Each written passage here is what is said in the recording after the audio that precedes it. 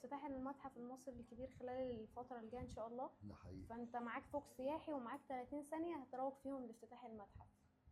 أروج فيهم لافتتاح المتحف. أقول الكاميرا اهي. أنا يعني أعتقد إن هو الجملة اللي تصف الحدث وتصف الحضارة المصرية القديمة إنه جاءت مصر ثم جاء التاريخ.